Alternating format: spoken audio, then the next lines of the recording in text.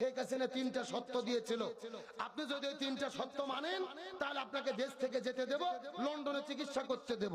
শর্ত তিনটা কি? এক নম্বর শর্ত, আপনার বিরুদ্ধে যে দুর্নীতির অভিযোগ এসেছে, অভিযোগটা আপনি স্বীকার করে হাসিনার কাছে ক্ষমা চাইতে হবে, এক নম্বর শর্ত।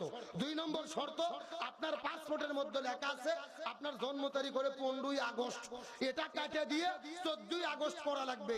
তার কারণ হলো বঙ্গবন্ধু মারা গেছে 15ই আগস্টে, এই 15ই আগস্টে কোন সন্তান জন্মগ্রহণ করতে পারবে না। কারণ কি? 15ই আগস্টে বঙ্গবন্ধু হত্যা করতে শোক দিবস, ওরা শোক দিবস পালন করে কেমনে? বিরিয়ানির সাসপেন্ড নিয়ে মারামারি করে।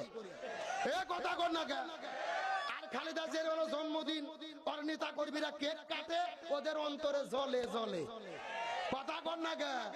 এখন জোরে বলেন তো, 15ই আগস্টে জন্ম হয়, তাম পৃথিবীতে লক্ষ লক্ষ সন্তান জন্ম হয় কার হুকুমে? এরা কত বড় জালেম! 15ই আগস্টে কাউকে জন্ম হতে দেবে না। মানে 15ই আগস্ট হলো বঙ্গবন্ধুর মরার দিন, ওই দিন আমার জন্মদিন হবে কেন? এটা দুই নম্বর শর্ত, ডেট চেঞ্জ করেন। আর তিন নম্বর শর্ত দিয়েছিল আপনি রাজনীতি থেকে ইস্তফা দিয়ে দেশ ছেড়ে চলে যান, আর কখনো রাজনীতি করতে পারবেন না। খালেদা জিয়া বলেছিল আমি জেলে বন্দী হব, জীবন দেব, প্রয়োজনে দেশ ছাড়বো না, তারপরও জালেমের কাছে মাথা নত করব না। তাহলে খালেদা জিয়া বাপের বেটি না?